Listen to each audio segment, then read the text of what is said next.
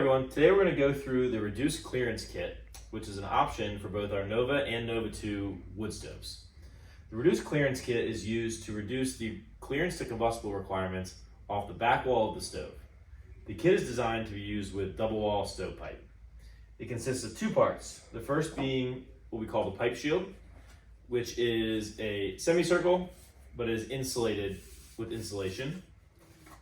And the second piece is the insulated rear air duct, which looks just like the normal rear air duct that comes with every of our Nova or Nova 2 wood stoves, but it has insulation packed within it. To install the reduced clearance kit, it's pretty easy. First thing you can do is to grab the pipe shield and place it just off the double wall stovepipe, like this.